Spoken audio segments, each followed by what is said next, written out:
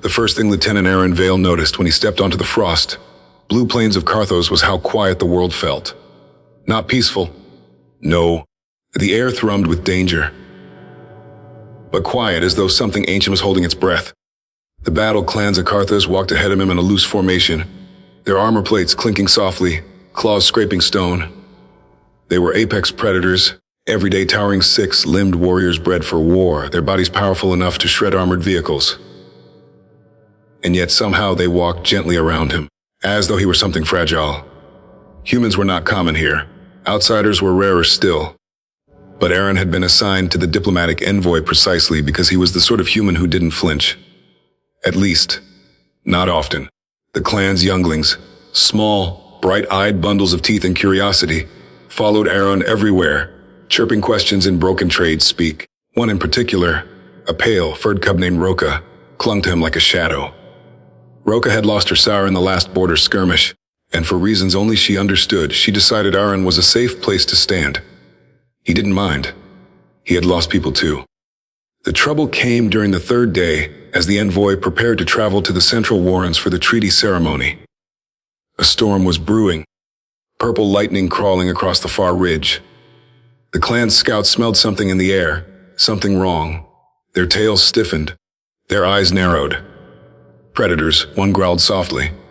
Aron's hand went to the rifle slung at his back. The rave?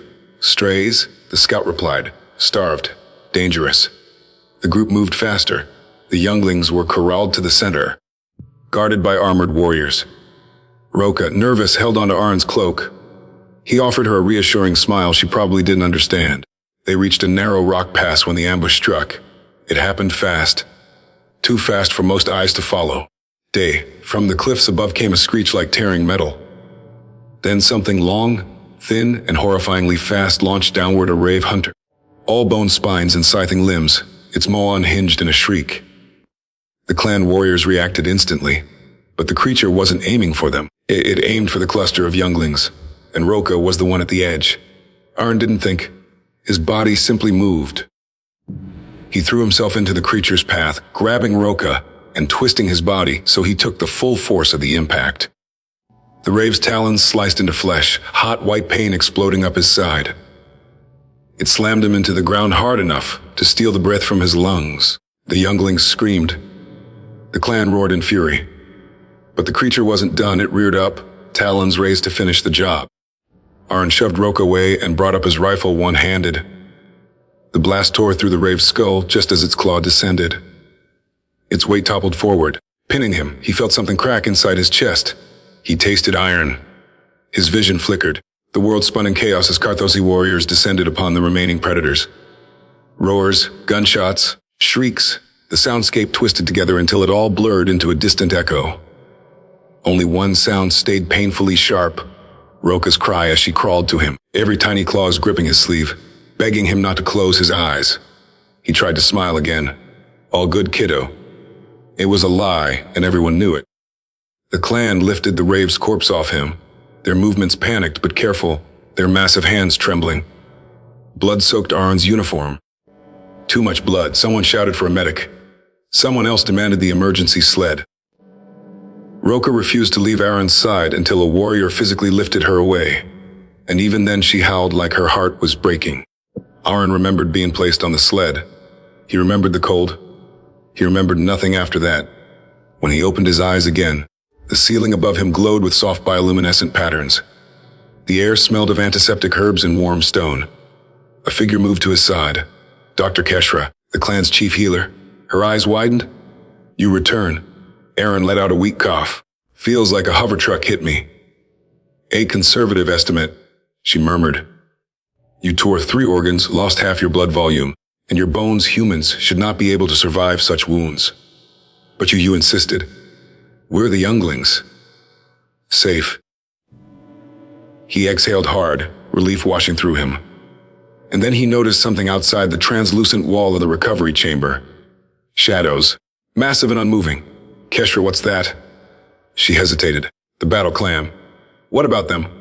They are waiting. For what? For you. Aron frowned, as she touched his arm gently. Because you bled for a child not your own.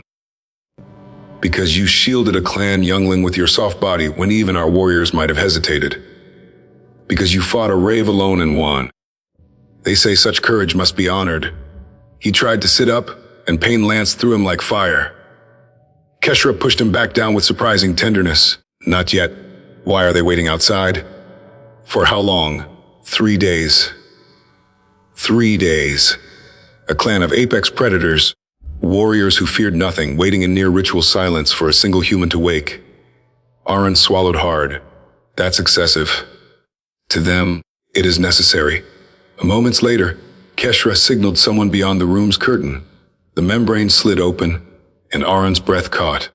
The entire battle clan stood outside. Dozens of towering forms filled the corridor, armor polished, heads bowed. Their massive bodies blocked the light, casting the chamber in reverent shadow. Roka sat in front, clutching a carved stone in her tiny hands. When she saw him awake, she let out a chirp so high, pitch Keshra winced, and she ran toward him. Aron barely had time to brace before the little cub leapt onto the bed. Careful not to touch the bandaged wound, she pressed her forehead to his chest in the Carthosi gesture of gratitude and protection. He felt something tighten in his throat. A massive figure stepped forward. High Warlord Therak, the clan's leader. His voice was low thunder. Human Aron Vale, you bleed for our blood. You saved the young of our clan. By ancient oath and hunted star, we name you brother. Aron blinked. It is a title of highest honor, Keshra whispered. Few outsiders have ever earned it. Therak knelt, a being who could crush vehicles with his bare hands, lowering himself in front of a frail. We carry our fallen champions, Therak said. In battle, in sorrow, in triumph, when you fell we carried you. Until you rose, we kept vigil. He placed a battle mark claw gently on the bed frame, bowing his head. You are no outsider. You are clan. The warriors behind him slammed fists to chests in unison, the sound like a mountain shifting. The force of it vibrated through Aron's bones. Roka looked up at him with shining eyes. You stay. You pack. Aron swallowed past the tightness in his throat. Yeah, kid. I'm not going anywhere. The clan erupted in a roar, not of war.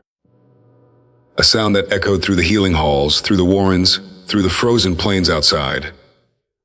A sound of belonging. In that moment, Aron realized something no treaty, no alliance, no negotiation could have ever achieved. He had a family again. And the battle, clan of Carthos, had gained something too. A human who had bled for one of their own. And a brother they would protect until the stars burned out.